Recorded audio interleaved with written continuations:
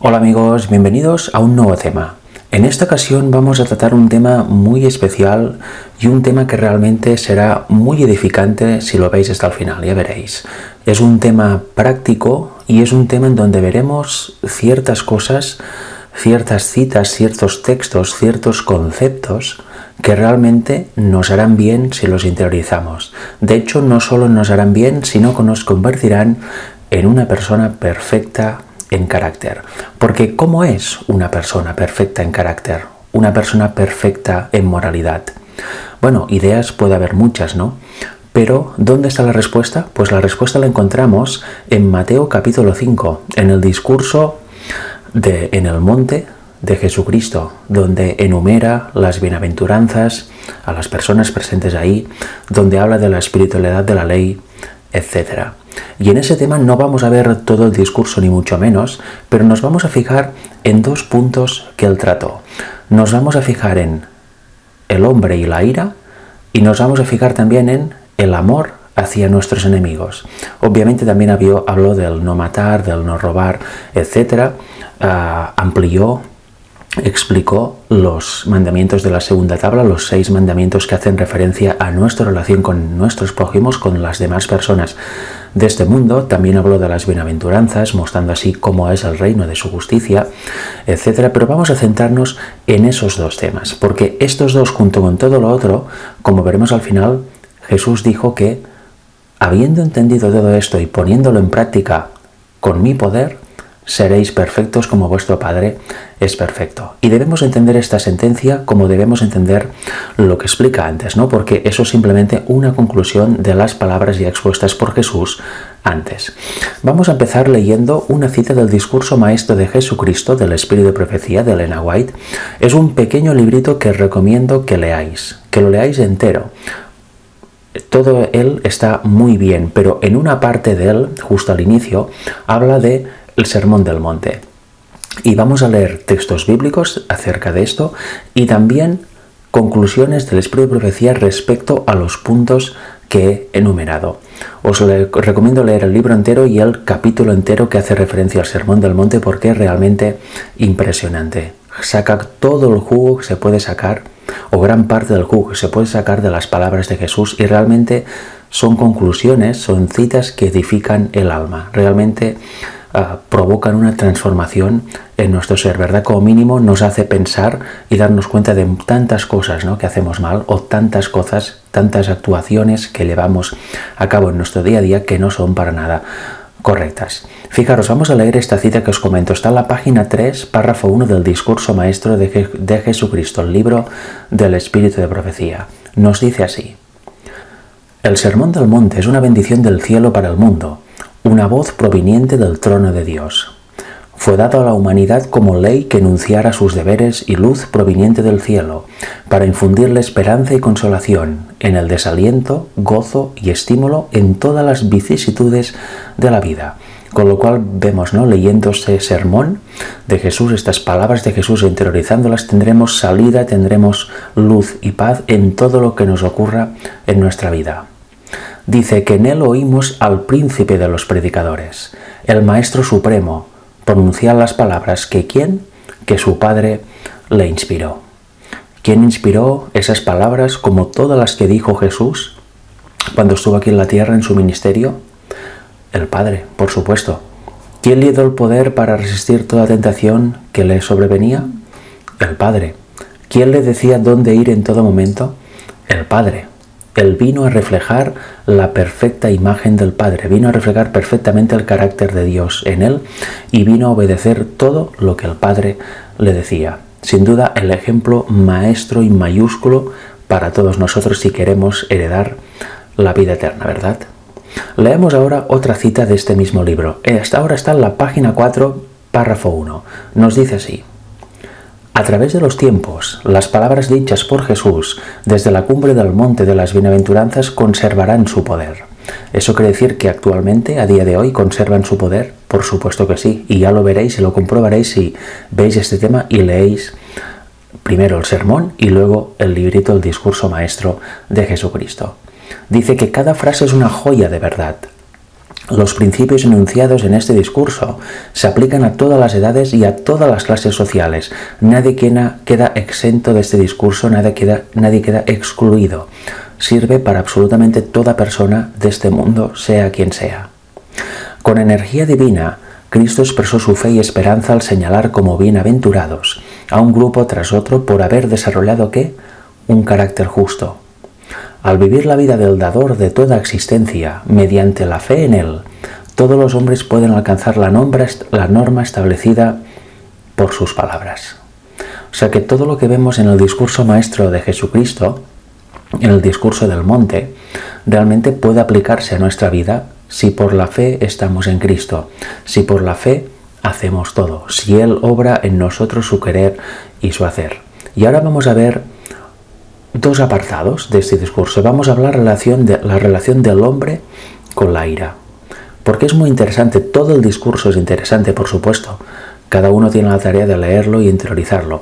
Pero aquí veremos algo que a veces no se tiene en cuenta o a veces se olvida, que es muy importante, porque Jesús habla de la espiritualidad de la ley y va al significado profundo de cada mandamiento, en este caso, que afecta la relación entre una persona y su prójimo. Va a lo profundo y nos enseña varias cosas que muchas veces no tenemos en cuenta. A veces entendemos superficialmente los mandamientos y no vamos a lo profundo.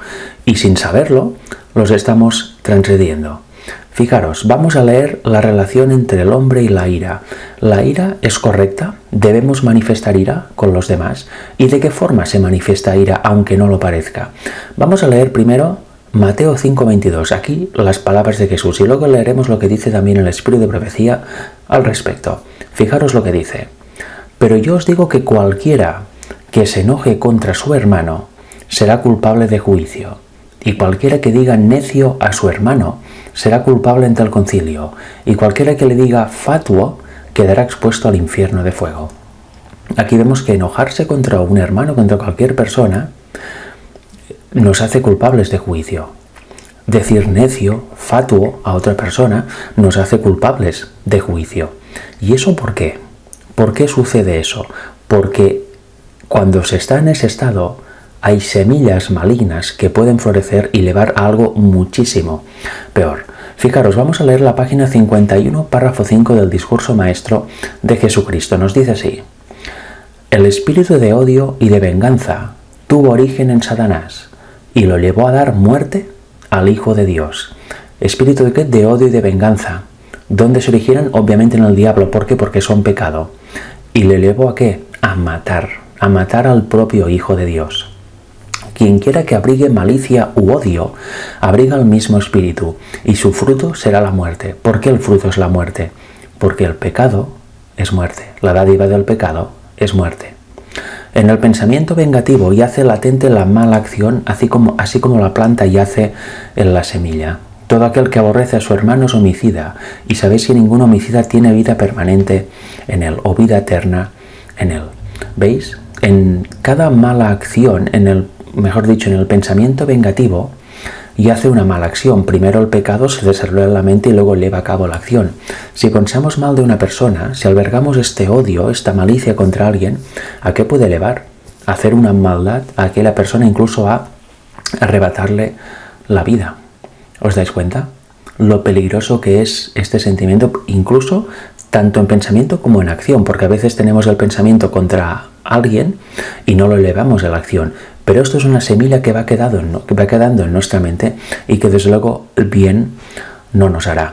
Porque cuando es la semilla, al final sale la planta. Tarde o temprano sale la planta. Tarde o temprano cometeremos este pecado. Cometeremos el acto pecaminoso que hemos ya tenido dando vueltas en nuestra mente. Con lo cual a veces podemos pensar, bueno, pero si yo no he matado nunca a nadie, literalmente. ¿Pero has pensado mal de alguien? ¿Te has enojado contra alguien? ¿Has tenido pensamientos encontrados contra alguien por alguna situación que os ha sucedido? ¿Verdad que sí? ¿Verdad que nos sentimos todos identificados con esto? Todos hemos tenido situaciones así con hermanos de la fe y con cualquier persona de este mundo. ¿Y cuál ha sido nuestro pensamiento? El de amor, perdonarlo, no entrar en discusión, no entrar en sentimientos encontrados. ¿Verdad que muchas veces ha sido el de no soporto a esta persona, o empezar a pensar mal de la persona, incluso sentimientos más graves, decir, es que yo ya no puedo con esa persona. Pues eso, así transgredimos el mandamiento de no matarás. Somos homicidas, porque este pensamiento, aunque no lo llevemos a cabo, si se mantiene, hace raíces y algún día puede desarrollarse con un pecado aún más grave, con la acción pecaminosa grave como acabar matando, provocando algún daño a esa persona. ¿Os dais cuenta cómo enojarse con alguien lleva pecado y es producto del yo? Porque cuando alguien se enoja, ¿qué es esto? Es una manifestación de nuestro yo. Obviamente, nuestro yo se siente maltratado y sale ¿a qué? A defenderse. Pues eso que sucede tan a menudo en nuestra vida, nos ha sucedido, nos sucede y probablemente nos sucederá en nuestra vida, es pecaminoso. Debemos aprender a refrenarlo con la ayuda del poder de Dios. No tenemos ningún derecho de matar con la mente a ninguna persona de este mundo. No tenemos ningún derecho a enojarnos con ninguna persona de este mundo. ¿Entendéis? ¿Veis la profundidad de, por ejemplo, el mandamiento no matarás? Y si sucede una situación en donde puede fácilmente conllevar a eso, tenemos que orar inmediatamente al Señor para que esos sentimientos que se intentaban producir no se produzcan. Y si se producen, pues erradicarlos inmediatamente de nuestra mente, porque es una semilla de mal que vamos a tener aquí, aquí, aquí, quizá pasarán años y se manifestará. ¿Y luego qué? ¿Verdad? Debemos tener muy en cuenta eso. Pero decía algo más, no llames necio a tu hermano, no lo llames fatuo. Vamos a profundizar un poco más en esto. Mirad en la página 51 también, párrafo 6 del mismo libro. Nos dice así: cualquiera que diga necio a su hermano será culpable ante el concilio. En la dádiva de su Hijo para nuestra redención, Dios demostró cuánto valor atribuye a toda alma humana y a nadie autoriza para hablar desdeñosamente de su semejante. ¿Cómo os debemos mirar a las personas? Como vamos a ver al final de esta cita, como alguien por quien Cristo murió. Por eso debemos dar el valor al alma humana, el mismo valor que Cristo nos da a la nuestra, ¿verdad? Y la da a la de todos. Debemos atribuir al alma humana, nos caiga bien o nos caiga mal, tengamos problemas con ella o no, el mismo valor que Cristo le da. Porque mira que dice después, veremos defectos y debilidades en los que nos rodean, pero Dios reclama cada alma como su propiedad. Por derecho de creación y 2 veces suya, por haberla comprado con la sangre preciosa de Cristo. Todos fueron creados a su imagen y debemos tratar aún a los más degradados con respeto y ternura. Dios nos hará responsables hasta de una sola palabra despectiva hacia un alma por la cual Cristo dio su vida. Y a veces es habitual, ¿no?, ver personas en nuestro alrededor o personas en este mundo que están muy degradadas, que han avanzado mucho en el pecado, personas que hacen cosas que no podemos soportar. Aquí se estaba refiriendo también a bandidos que había en las montañas de alrededor de la tierra de Israel, los cuales los judíos los despreciaban y decían, ¿cómo puede ser?, ¿no? Los tenían de menos y querían lo peor para ellos. Pero incluso la persona más terrible de este planeta, por ella Cristo murió, con lo cual hay que dar este valor a su alma. Hay que denunciar, por supuesto, sus acciones pecaminosas, pero a la persona debemos valorarla como Cristo la valoró. Y si la persona al final decide apartarse completamente de Dios y no ser salva, bueno, el juicio es cosa de Dios. Pero nosotros no tenemos derecho de hacer acepción de personas, como Dios tampoco lo hace. No tenemos derecho a herir a otra persona con nuestros comentarios, con nuestras acciones. ¿Os dais cuenta qué profundo es lo de la ira y el no matarás respecto a nosotros? Aquí dice que debemos ver a cada persona de este mundo como una persona por la cual Cristo murió y que no tenemos derecho a hacerle daño a esa persona. Ningún tipo de daño, ni físico ni mental, por supuesto. No debemos decir palabras hirientes al otro, no debemos ocasionar sufrimiento al otro. ¿Os dais cuenta, no?, cuando miramos a nuestra vida, a nuestras experiencias, qué lejos estamos aún del Señor, ¿verdad? Porque a la mínima que se manifiesta este espíritu de rechazo, esas palabras hirientes, esos pensamientos de, es que mira, qué persona, ¿no? Y eso pasa en toda área de nuestra vida, en el trabajo, con los amigos, con los hermanos de la fe, en todas partes, ¿verdad? ¿Y por qué se despierta? Porque es una defensa del yo, pero con el poder de Dios debemos subyugar eso y cambiar. Debemos amar como nunca antes y como a nadie a la persona más degradada de este mundo. A la persona que nos ha hecho más daño de esta tierra, debemos amarla como Cristo la ama, porque es redención suya. Qué complicado, ¿verdad? Suena a ojos humanos, pero ¿cómo vamos a hacer eso? Incluso suena extraño y raro, ¿no? ¿Cómo voy a amar a la persona que me ha hecho más daño de este mundo? Pues porque nosotros nos hemos constituido como enemigos de Dios desde que entró el pecado en este mundo. ¿Y él qué hizo? Dio su don más precioso, envió a su Hijo unigénito a que se hiciera hombre y a morir por nosotros y cargar todos nuestros pecados cometidos sobre él, y que él en carne humana venciera al pecado en su totalidad, dándonos así el poder para resistir toda tentación que aún no se ha manifestado en pecado, que está en nosotros, y para perdonarnos todo pecado ya cometido. ¿Quién haría eso de nosotros? Nadie, ¿verdad? Porque estamos pensando en una mente carnal, en la mente de Satanás. No tenemos amor real para los semejantes, solo para los que nos tratan bien, para los que nos caen bien, etc. Pero ¿y el que nos cae mal? ¿Con el quien hemos tenido algún problema? ¿Veis? Y cada año, incluso más de una vez al año, se celebra lo que se dice la Cena del Señor, instituida por Cristo. Ahí las personas deben ir con espíritu tranquilo, con espíritu no de rebeldía, con espíritu no de contienda con los hermanos. De hecho, si alguien tiene un problema con un hermano, no debe celebrar la Cena del Señor hasta haberse puesto de acuerdo con el hermano y hasta haber solucionado este problema y hasta que haya existido el perdón verdadero entre los dos, entre los tres, entre los cuatro, etc. Os dais cuenta que es importante, porque si no, la Cena del Señor es un simple acto ceremonial sin ningún tipo de poder para ti. Qué importante la relación con el prójimo, ¿verdad? Pero es que aún hay más. Hemos dicho que quien llame fatuo a su hermano es culpable ante el concilio. Vamos a ver qué nos dice. Ahora página 52, párrafo 2. Cualquiera que le diga a su hermano fatuo quedará expuesto al infierno de fuego. En el Antiguo Testamento la palabra fatuo se usa para describir a un apóstata o al que se entregó a la iniquidad. Dice Jesús que cualquiera que condene a su hermano como apóstata y como despreciador de Dios muestra que él mismo merece semejante condenación. ¿Sabéis? Esta cita la leí hace años y la recuerdo muy a menudo, dado vueltas por mi mente. Aquí no está diciendo que no se debe denunciar la apostasía. Obviamente la apostasía se debe denunciar, pero denunciar a la propia persona y llamar apóstata a alguien que está en apostasía, primero es una obviedad, los frutos demuestran que está en apostasía, pero el hecho ese de acusar, de señalar y decir a alguien eres un apóstata, eso es tener el carácter de Satanás, es actuar como haría Satanás. Y Cristo nos dice que no debemos llamar apóstata a nadie ni despreciador de Dios. No debemos hacer esa acción de acusar y señalar. Debemos denunciar el mensaje y la apostasía que está predicando a alguien, por supuesto que sí. Denunciarlo con la palabra de Dios.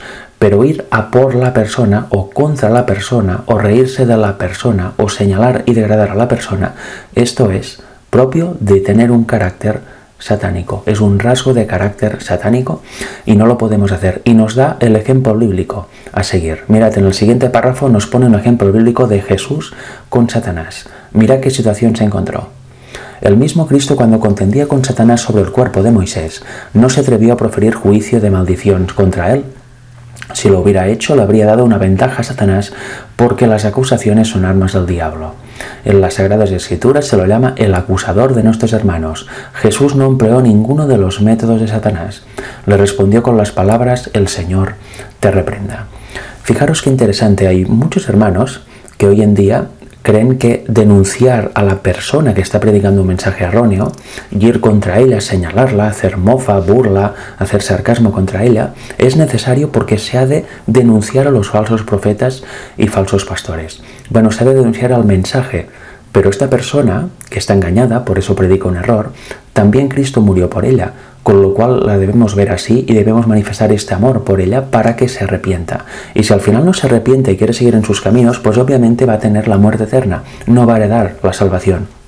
Pero nosotros no debemos hacer la acción satánica de acusar y señalar. Como Jesús no empleó ningún método de Satanás, nosotros tampoco debemos hacerlo. Si el mismo Jesús, contendiendo con el propio Satanás, el originador del mal y del pecado, no se atrevió a acusarlo y a decirle con toda razón: eres un apóstata, no puede ser esto, sino que le dijo: el Señor te reprenda, ¿qué más debemos hacer nosotros cuando vemos que alguien yerra o que alguien predica un mensaje equivocado o que alguien hace lo que sea? ¿Debemos señalarlo y acusarlo? ¿Debemos llamarle apóstata? ¿Debemos llamarle de todo? Por supuesto que no, porque estamos usando el método de Satanás. Y como Satanás es el acusador de nuestros hermanos, si nosotros acusamos y señalamos, lo hacemos con el mismo espíritu. Hacemos lo que quiere que Satanás hagamos. ¿Entendéis qué tremendo? ¿Os habíais parado alguna vez a pensar en esto? Porque a veces puede parecer lógico. Alguien está predicando apostasía, está trayendo gente, pues es bueno señalarlo y decir, eres un apóstata, cambia ya, no puede ser. Pues esto es hacer la obra del diablo. Qué cosas, ¿eh? Y aparte, si acusáis a alguien, ¿creéis que la persona acusada va a reaccionar? ¿Va a decir, ay, es verdad, perdón? ¿Y va a cambiar su rumbo? No. Aún va a permanecer más en su verdad y se va a iniciar un bucle de acusaciones para aquí, acusaciones para allá, orgullo por aquí, orgullo para allá. Debemos usar los métodos de Cristo y hacer ver a la gente que está errada por la palabra de Dios que así lo está. Denunciar su mensaje, pero nunca denunciar ni hacer mofa de la persona. Eso mucha gente hoy en día no lo entiende, pero ya vemos que es así. Esa es la verdad y ese es el método que debemos usar siempre, el método de Cristo. ¿Vosotros recordáis a Cristo acusando a alguien? ¿Veis a Cristo hablando con malicia, con sarcasmo a alguien? No. Sus palabras siempre estaban teñidas, envueltas por el amor ágape del Señor. Y así deben estar las nuestras si Cristo habita en nosotros. Por eso hay un texto tan famoso que dice, Cristo en vosotros, esperanza de gloria. Porque sin eso, sin el Espíritu de Cristo en nosotros, nada podemos hacer. No hay conversión en nuestro ser y aunque podamos creer teóricamente una verdad, la manifestaremos como Satanás quiere que lo hagamos. Y esto no puede ser. Estamos engañados y hemos de salir de esto. Hemos de denunciar el error, la apostasía y la Babilonia con el Espíritu de Cristo, no con el Espíritu de Satanás. Eso es muy importante tenerlo en cuenta. Fijaros, vamos a seguir leyendo esta cita hablando de no llamar fatuo a un hermano. Ahora el párrafo 4 de la misma página nos dice, su ejemplo es para nosotros. Cuando nos vemos en conflicto con los enemigos de Cristo, no debemos hablar con espíritu de desquite, ni deben nuestras palabras asemejarse a una acusación burlona. Eso es lo que estamos hablando ahora. Quedaros con esto, ni espíritu de desquite de, bah, por favor, ni acusaciones burlonas, ni mofas, ni sarcasmos. El que vive como vocero de Dios no debe decir palabras que aún la majestad de los cielos se negó a usar cuando contendía con Satanás. Debemos dejar a Dios la obra de juzgar y condenar. El juicio, como dice aquí, es de Dios, con lo cual, ¿por qué hacer la obra por Él? No la podemos hacer bien, la haremos mostrando el espíritu de Satanás. Por tanto, ni hablar con desquite de los que están en apostasía, ni de los enemigos de Cristo, ni de cualquiera que nos haga un mal, o creemos que nos hace un mal, y tampoco acusaciones burlonas.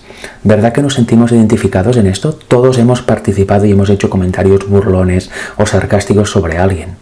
Eso es correcto, ¿no? En aquel momento estamos actuando como Satanás quiere que actuemos. Es nuestro deber recordarlo y arrepentirnos de ello. Todos hemos denunciado a veces a Babilonia y a los demás, ¿verdad? Con una violencia, una ira, que más que de Dios era satánica, ¿verdad? El tono era incorrecto. Debemos aprender de eso y a denunciar la apostasía con el Espíritu de Cristo, siempre queriendo salvar a las personas que están en error, que las personas que están en error recapaciten, no aún condenarlas más, no señalarlas. ¿Qué sentido tiene decir a alguien, eso que estás haciendo está mal? Ya se ve que está mal. ¿Por qué señalarle? ¿Por qué señalarlo?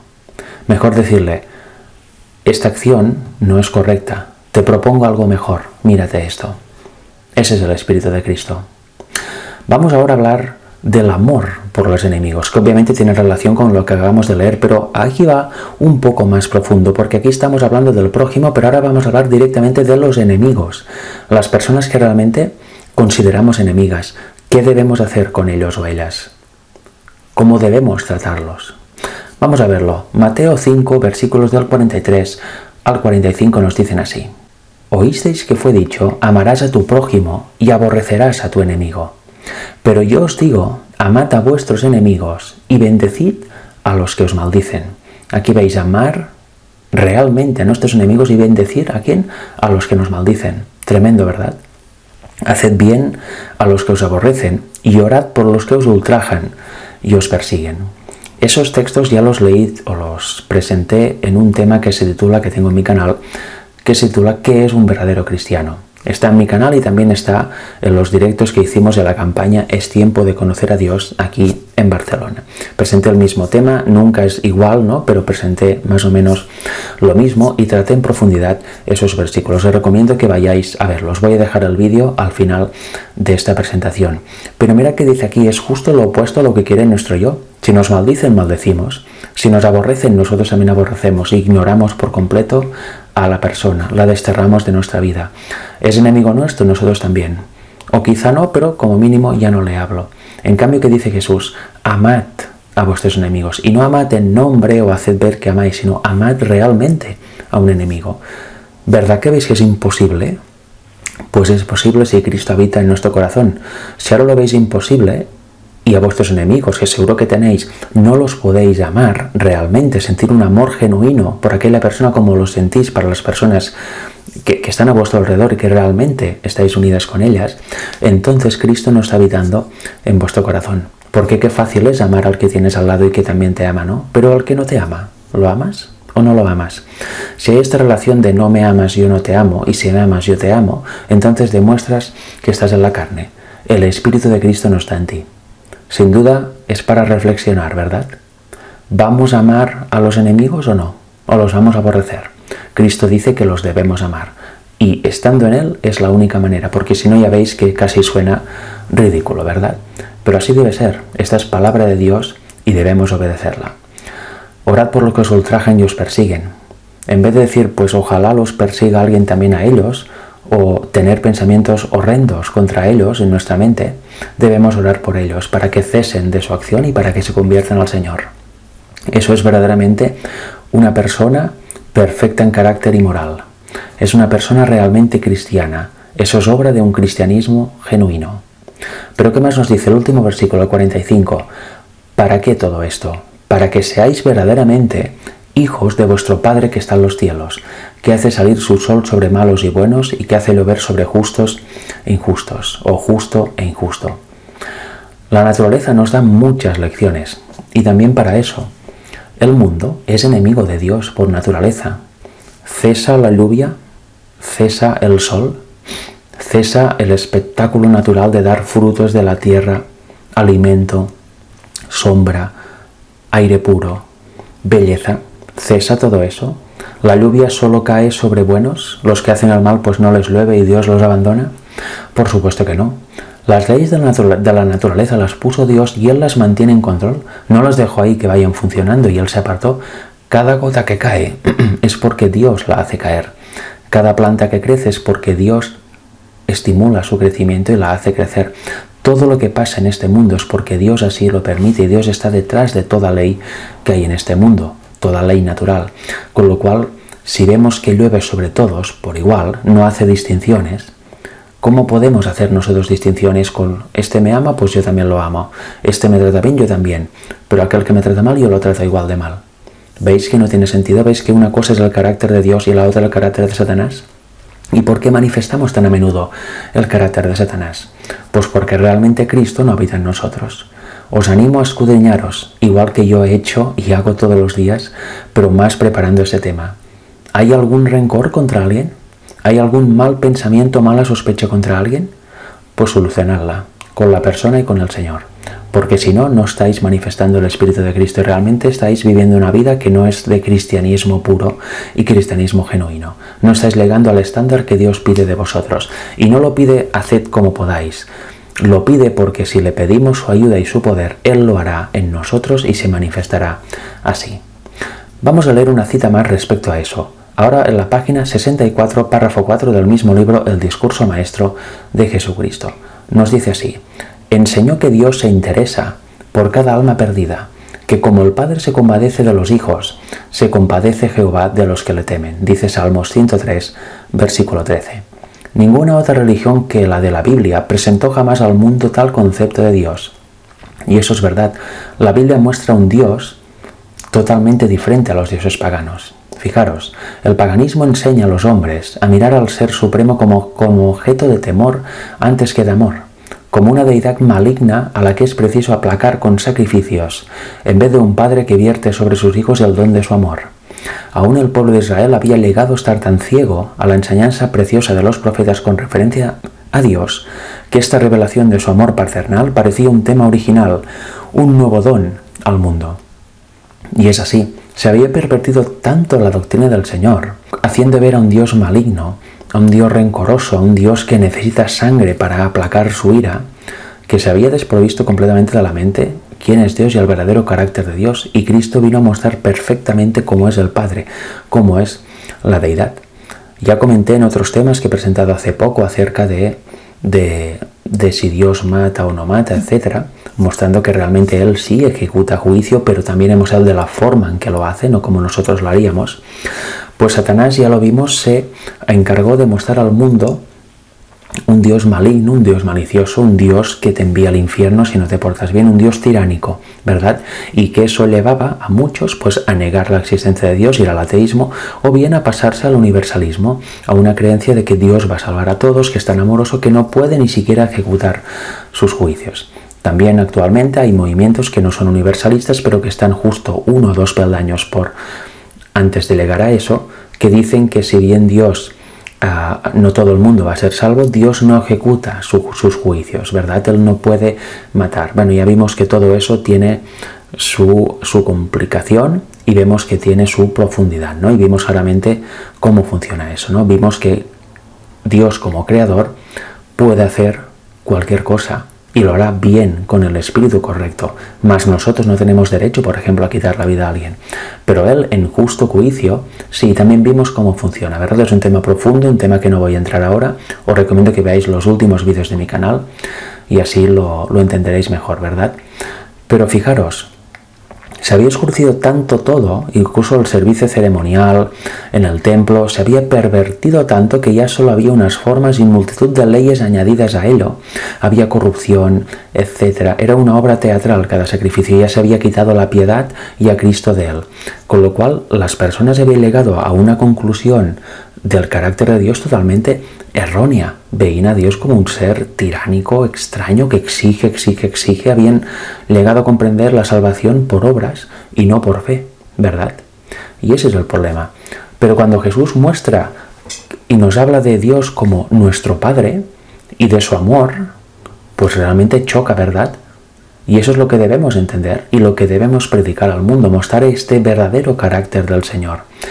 Un Señor que está aquí llamándonos continuamente, que quiere nuestra salvación, que no requiere actos propios para aplacar una hipotética ira que Él pueda tener. Él no está sediento de sangre, la sangre es por causa de nosotros, pero no por Él. Él nos ama tanto que dio a su Hijo unigénito como el mayor don que ha dado jamás al mundo, para que muriera por nosotros, para que pagara por nosotros nuestra penalidad, nuestra culpa, y de esta forma nosotros poder ser salvos. Él hizo todo esto por nosotros. Qué lejos está, ¿no?, de hacer ofrendas a altares para aplacar la ira del Señor, ¿no? Que no fuera caso que no llueva, que no fuera caso que me pasara algo, ¿no? Qué diferencia, ¿verdad? Pues como dice aquí, ninguna otra religión que la de la Biblia presentó jamás al mundo tal concepto de Dios. Qué interesante, ¿verdad? Pues sigamos leyendo ahora. Mateo 5, versículos 46 y 47 nos dicen así: porque si amáis a los que os aman, ¿qué recompensa tendréis? ¿No hacen también lo mismo los publicanos? Es lo que os decía antes. Si amáis a quien os ama, ¿qué diferencia hay con los demás? Ninguna, ¿verdad? Todo el mundo lo hace. Y si saludáis a vuestros hermanos solamente, ¿qué hacéis de más? ¿No hacen también así los gentiles? Si dejamos de tener ternura o saludar a con los que nos llevamos mal y no se soluciona nunca eso, ¿qué clase de cristianismo es este? Si solo nos abrazamos y saludamos con los que nos llevamos bien, ¿qué clase de cristianismo es ese? No hay que ir a solucionar los problemas con las personas con las cuales hay rencillas o alguna cosa extraña y llegar al punto de también abrazarlos y tratarlos como a todos los demás que nos caen bien. La religión de Cristo es eso, es esa. Por eso Dios hace llover sobre malos y buenos. Nosotros debemos tratar igual a todo el mundo, a todo el mundo. Que no sea por nosotros que haya una disensión, que no sea por nosotros que haya malas palabras o malos pensamientos en otros, que no sea por nosotros que haya una rivalidad o una contienda. Mostremos siempre ese espíritu reconciliador, ese espíritu de amor con los demás, y así se van a solucionar muchas cosas. Y si no, será por causa de ellos que no. pero que no sea por causa nuestra. No manifestemos el espíritu del anticristo con los demás, porque eso es un mensaje al mundo terrible. El mundo cree que quien cree en Dios pues está sometido a un Dios tiránico y solo obedece porque ha de obedecer y hasta que está en esclavitud, ¿verdad? Pero veis que el mensaje bíblico no tiene nada que ver con eso. Habla de la libertad, de la verdadera libertad, habla de la ley de Dios tal como se ha de guardar, etc. Habla de un Salvador integral. Eso el mundo no lo conoce y lo hemos de predicar para que lo conozca, porque si no la idea de Dios es realmente nefasta y distorsionada la que tienen las personas del mundo. Tienen una idea que no se asemeja en nada a la realidad. Tienen una idea de la Biblia que no se asemeja en nada a la realidad. Y gran culpa de esto es el ejemplo que dan los cristianos. Se ve un ejemplo en las personas cristianas que, ¿para qué entrar ahí? La de pecados que se ven. La pecado incluso de abusos contra menores. Todo tipo de pecado relacionado con eso. Todo tipo de mentira, de extorsión, de estafa. Todo eso se ve en el cristianismo. ¿Y no creéis que depende de cada uno de nosotros revertir eso? Si en nuestra vida se ve algo diferente y se ve algo realmente cristiano, ¿no estaremos dando un mensaje diferente al mundo? ¿No estaremos mostrando el mensaje verdadero al mundo de cómo es Dios y qué quiere de nosotros en realidad? ¿Verdad que sí? Vamos a leer ahora la página Discurso Maestro de Jesucristo, página 65. Nos dice así: cuando nuestro carácter no conocía el amor y éramos aborrecibles y nos aborrecíamos unos a otros, nuestro Padre Celestial tuvo compasión de nosotros. Cuando se manifestó la bondad de Dios nuestro Salvador y su amor para con los hombres, nos salvó, no por obras de justicia que nosotros habíamos hecho, sino por su misericordia. Y eso nos lo dice Tito, capítulo 3, versículos del 3 al 5. Dice: si recibimos su amor, nos hará igualmente tiernos y bondadosos, no solo con quienes nos agradan, sino también con los más defectuosos, errantes y pecaminosos. Y es eso, manifestar amor por los que nos tratan bien, por los que nos agradan, ¿y qué no es complicado? Es natural. Incluso lo hace la gente que no tiene ni la más mínima idea de la existencia de Dios y que incluso la niega. Pero manifestar el mismo amor por los que cometen errores continuamente, por los defectuosos, por los que están en contra de todo lo que predicamos, por los que incluso nos odian. ¿Verdad que es más complicado? En nuestra carne es imposible. Nuestro yo nos dice eso es imposible. ¿Por qué? Porque la carne está enemistada contra la ley de Dios y no hay posible reconciliación. Pero si estamos en Cristo, si recibimos verdaderamente el don de su amor que nos dio en su Hijo, entonces sí, esto será una realidad en nuestra vida. Y ese es mi deseo para mí y para todos nosotros. No para un futuro lejano o para un futuro cercano, sino para desde hoy mismo. Que se manifieste eso. Lo queremos y lo creemos. Si es así, lo tendremos, porque Dios está dispuesto a dárnoslo y realmente tenemos una transformación integral de nuestro ser. Mirad el siguiente párrafo que nos dice: aún los pecadores cuyos corazones no estén herméticamente cerrados al Espíritu de Dios responden a la bondad, lo que estaba comentando ahora. Así como pueden responder al odio con el odio, también corresponderán al amor con el amor.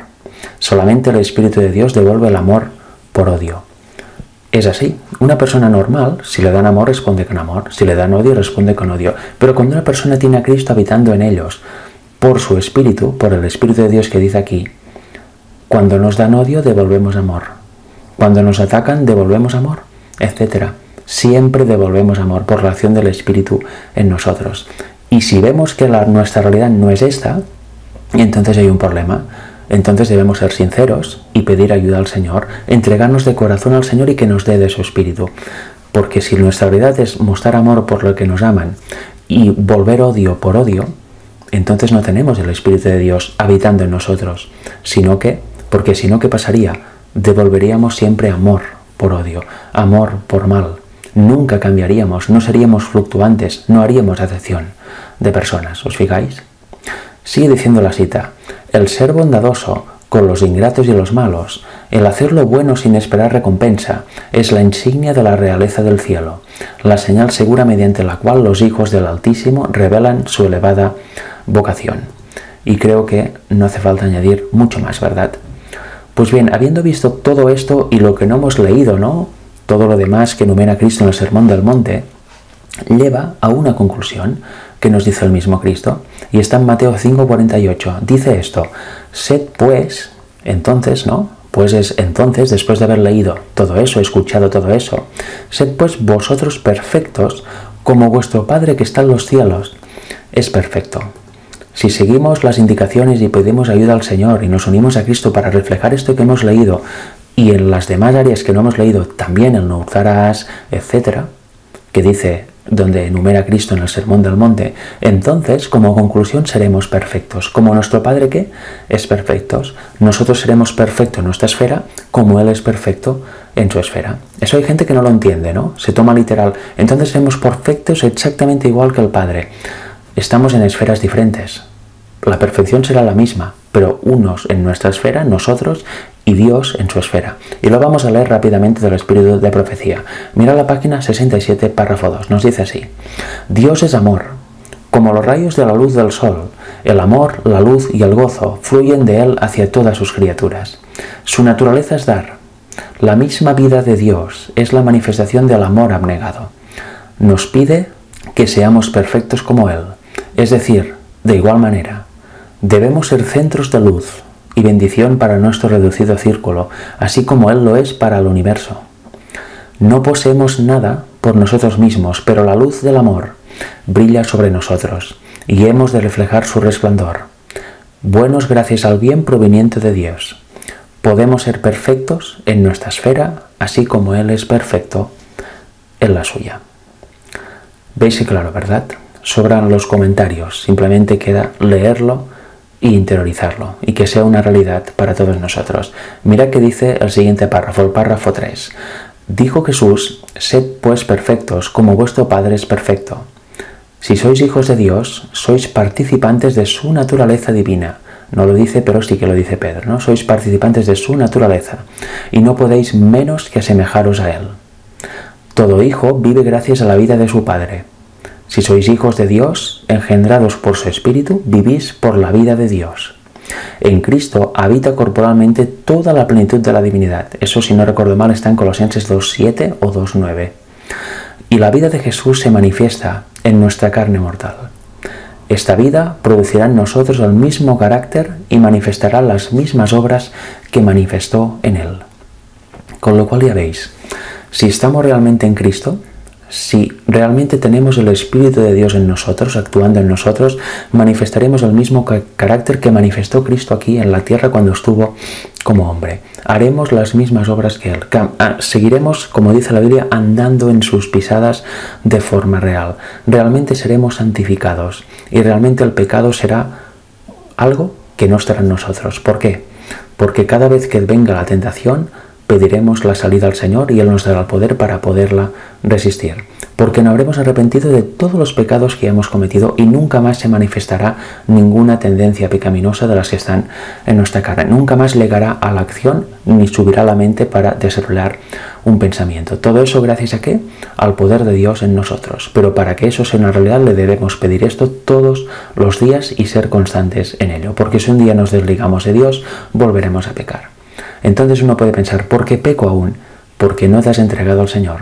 Porque no crees el Evangelio. Porque no crees que Él realmente te puede guardar de pecar. Quizá lo conoces teóricamente o quizá no, pero no lo vives, no lo crees de forma real. Porque si lo creyeras de forma real, cada vez que viniera la tentación le pedirías a Dios la salida. Sabrías que no puedes ser tentado más allá de lo que puedes soportar y pedirías la salida para que Dios te la dé. Pedirías con fe y la tentación sería superada y tú serías más fuerte. ¿Por qué desprecias a los que te desprecian? ¿Por qué hay rencores aún con personas? ¿Por qué hay malos tratos, encontronazos con la gente? ¿Por qué hay esas tensiones? Porque no tenemos realmente el Espíritu de Dios en nosotros. A veces si hay una disputa entre dos y uno lo tiene y el otro no, pues habrá cosas malas, no habrá separación por causa del que no lo tiene. Pero si las dos personas tuvieran el Espíritu de Dios, todo se arreglaría. Ya no habría encontronazos, ya no habría tensiones, ya no habría esta división imperante que hay en el mundo y también en el mundo cristiano. Incluso en nuestra familia, en nuestro hogar, etcétera, puede darse eso. Pero si tuviéramos el Espíritu de Cristo en nosotros, eso ya no sucedería. Es mi deseo que este tema te haya edificado y que puedas aprender de él como yo lo estoy haciendo. No solo de estos puntos que hemos dado, sino de todo lo que trata en el Sermón del Monte. Que eso sea una realidad en tu vida y que la división, las tensiones, los rencores con otras personas desaparezcan o si están, se solucionen en el amor de Cristo. Que Dios os bendiga y nos vemos en una siguiente presentación.